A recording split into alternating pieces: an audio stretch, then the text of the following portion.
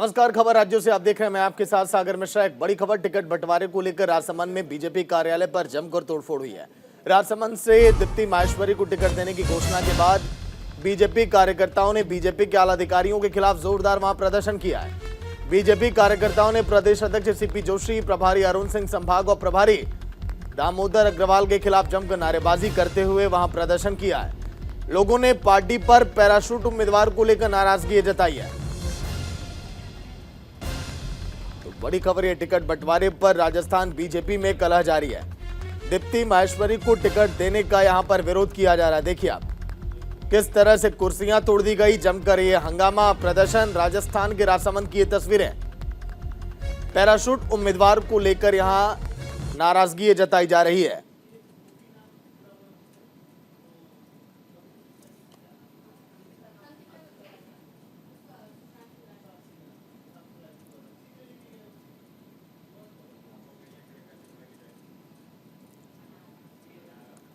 वहीं राजस्थान की जयपुर में सीएम अशोक गहलोत के ओएसडी लोकेश शर्मा पहली बार सचिन पायलट के घर गए। घर पहुंचने से पहले लोकेश शर्मा सचिन पायलट के घर का पता भी पूछते नजर आए। बताया जा रहा है कि दोनों के बीच विधानसभा चुनाव के लिए टिकटों के बंटवारे पर काफी देर तक मंथन हुआ। कयास ये लगाए जा रहे हैं कि सीएम गहलोत का खास संदेश लेकर लोकेश शर्मा सचिन पायलट के घर पर पहुंचे हैं।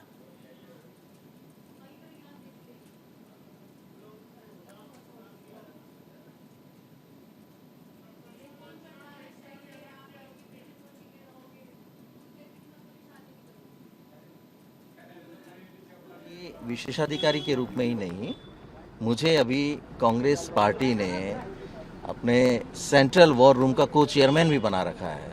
तो उसी सिलसिले में, क्योंकि आगे जो चुनाव हैं उन चुनावों में हमें कैसे अपनी भूमिका को और मजबूत करना है, किस तरीके के इम्प्रूवमेंट्स और किए जा सकते हैं, क्या और सुझाव आपकी तरफ से हो सकते हैं, उन सब को लेकर मैंने आज मुलाकात की है, ताकि हम मजबूती के साथ, पूरी तैयारी के साथ अपने इन चुनावों में उतरें। क्योंकि जो भी सुझाव हैं, जो भी इम्प्रूवमेंट किए जा सकते हैं, उनके लिए मार्गदर्शन तो चाहिए। सचिन पायलट जी हमारे सीनियर लीडर हैं और उनके सुझाव और उनके मार्गदर्शन की भी हमें आवश्यकता है।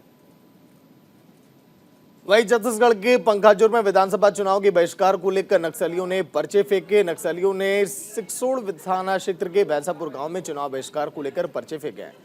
बताया जा रहा है कि नक्सलियों ने लोगों के घरों पर चुनाव बहिष्कार संबंधी पर्चे वहां पर चिपका दिए। पुलिस की सख्त निगरानी के बीच नक्सली अपने इरादों को अंजाम दे रहे हैं। वहीं सड़क पर आईडी लगाने की बात भी सामने आ रही है।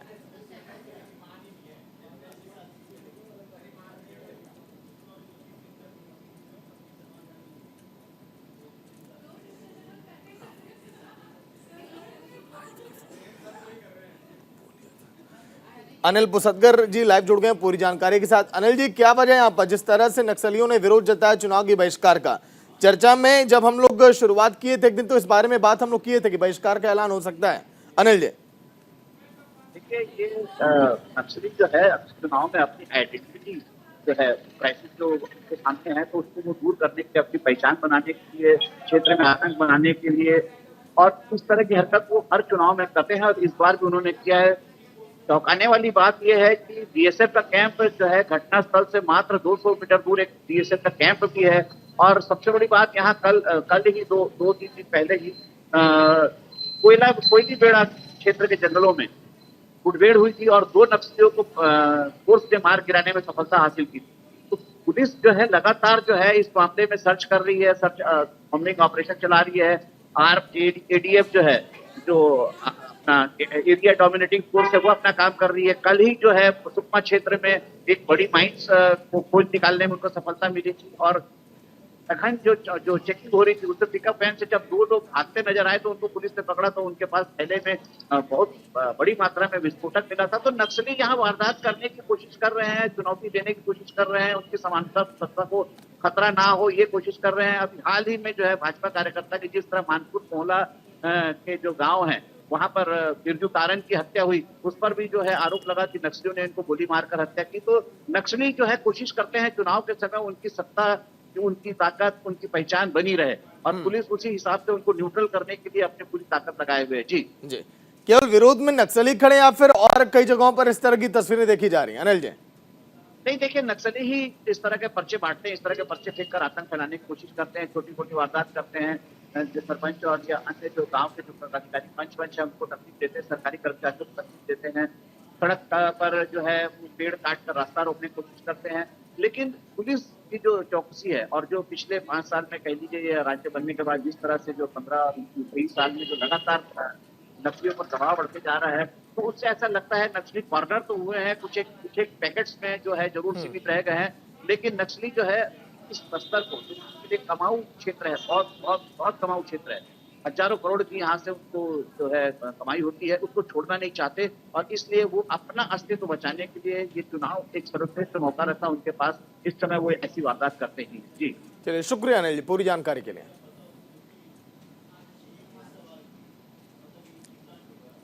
तो लोगों के घरों पर देखिए विरोध में नारे लगे,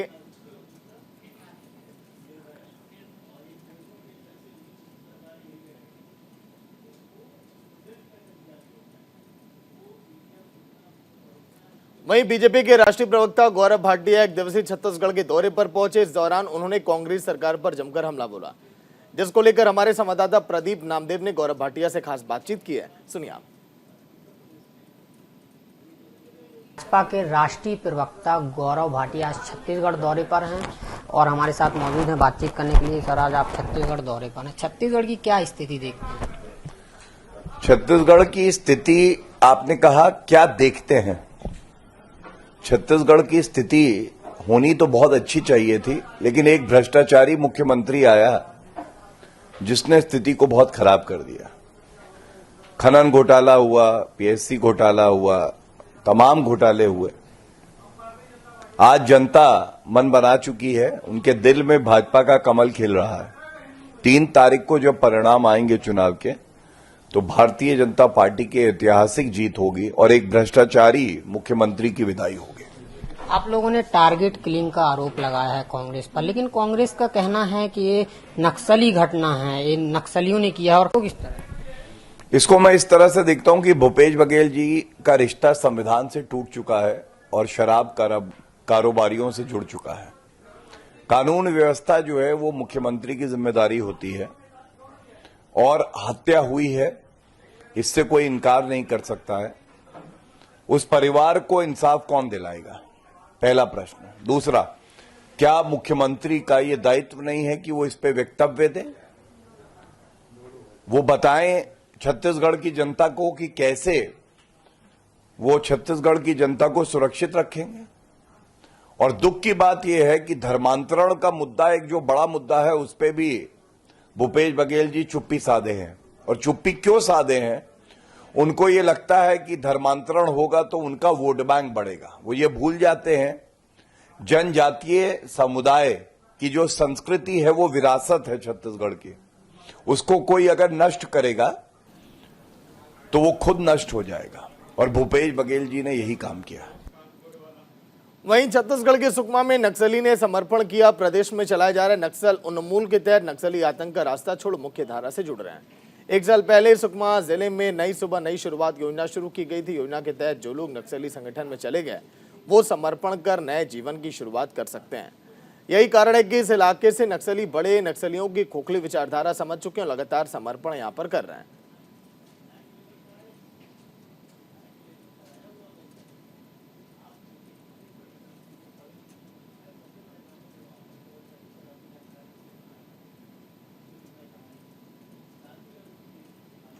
वहीं बड़ी खबर गुजरात से, जहां पर बीते 24 घंटों में हार्ट अटैक से 10 लोगों की मौत हो गई है। गरबा खेलने के दौरान लोगों को आया हार्ट अटैक। सिर्फ सौराष्ट्र की बात करें तो जहां पर 7 लोगों की मौत हुई है। बीते 24 घंटों में 10 लोगों की दिल का दौरा पड़ने की वजह से मौत हो गई है।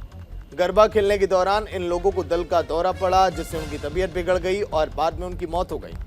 सौराष्ट्र की तो बात करें, जहां पर गरबा खेलते वक्त समय 7 लोगों की जान चली गई। पूरे इलाके में हड़कंप मच गया इस घटना को लेकर कि आखिर ये सब कैसे है।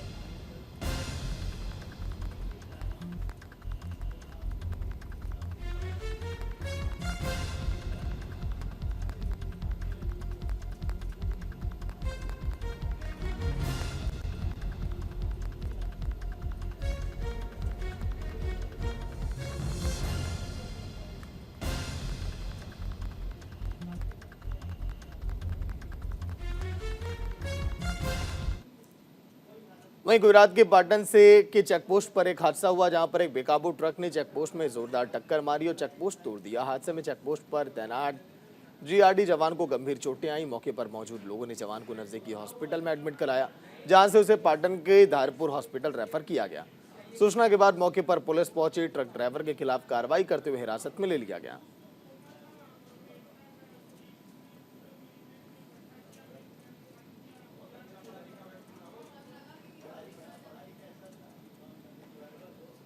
बेकाबू ट्रक ने चेकपोस्ट में देखी टक्कर मारी और फिर चेकपोस्ट की हालत आप देखिए, क्योंकि ट्रक की स्पीड कहा जा रहा है कि बहुत ज्यादा थी। गनीमत यह रही कि कोई भीषण हादसा यहां पर नहीं हुआ।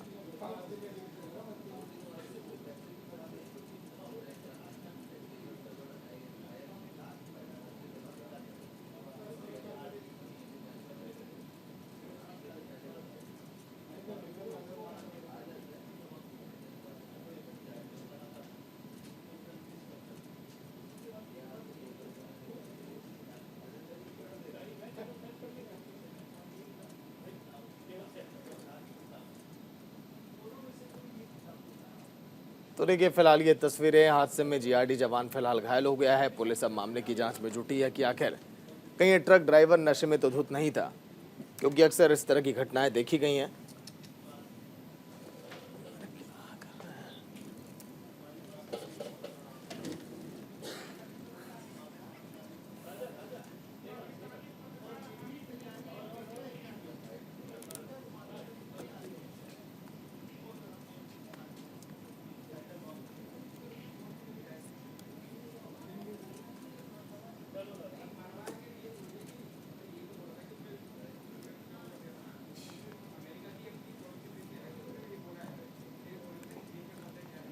वहीं इजराइल हमास जंग से जुड़ी एक बड़ी खबर आ रही, जहां पर फिलिस्तीन को भारत ने भेजी राहत सामग्री। आईएएफ का C-17 विमान राहत सामग्री लेकर रवाना हो चुका है।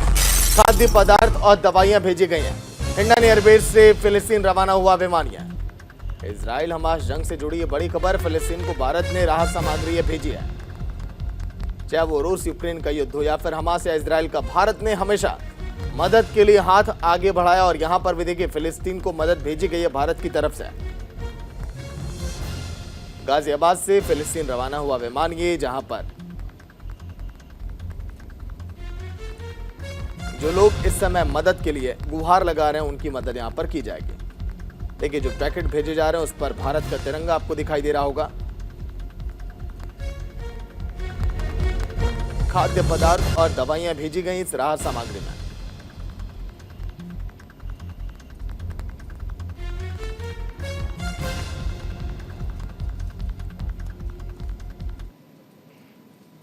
वहीं मिडिल ईस्ट में अमेरिका की एक बड़ी तैयारी शुरू हो गई। अमेरिका ने युद्ध से निपटने के लिए तैयारी अब शुरू की है। वायु रक्षा प्रणालियों को एक्टिव करने का आदेश दिया है।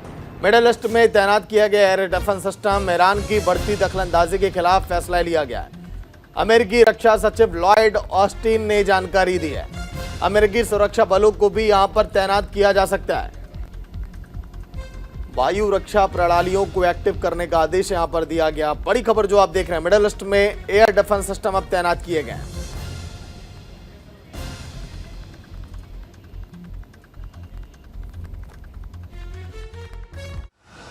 Being held captive by Hamas. We're pursuing every avenue to bring their loved ones home. As president, there is no higher priority for me than the safety of Americans held hostage. The terrorist group Hamas unleashed pure, unadulterated evil in the world. But sadly, the Jewish people know perhaps better than anyone that there is no limit to the depravity of people when they want to inflict pain on others. In Israel, I saw people who are strong, determined, resilient, and also angry, in shock and in deep, deep pain. I also spoke with President Abbas, the Palestinian Authority, and reiterated the United States remains committed to the Palestinian people's right to dignity and to self-determination. The actions of Hamas terrorists don't take that right away. Like so many other, I'm heartbroken by the tragic loss of Palestinian life, including the explosion at the hospital in Gaza, which was not done by the Israelis. We mourn every innocent life lost. We can't ignore the humanity of innocent Palestinians who only want to live in peace.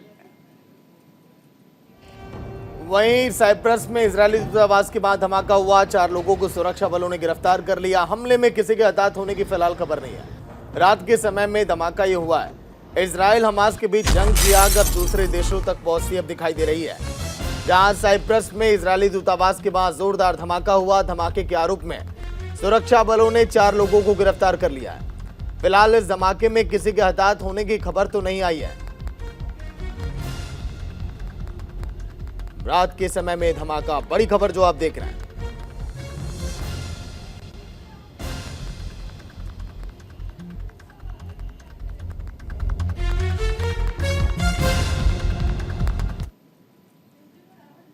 एक और बड़ी खबर, Hamas जंग का विरोध। UK में London की सड़कों पर लोग उतर गए। ऑस्ट्रेलिया के सिडनी में भी प्रदर्शन लगातार जारी है।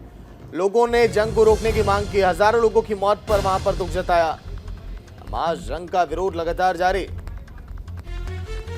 इजरायल और हमास जंग का लगातार विरोध किया जा रहा है। लंदन में जंग के विरोध में हजारों लोगों ने मार्च किया, तो वहीं ऑस्ट्रेलिया के सिडनी में भी लोग सड़कों पर उतर गए और जंग के विरोध में प्रदर्शन वहां पर किए। जंग को जल्द से जल्द रोकने की मांग यहां पर की जा रही है। प्रदर्शनकारियों ने जंग में मारे जा रहे निर्दोष लोगों की मौत पर दुख यहां पर जताया।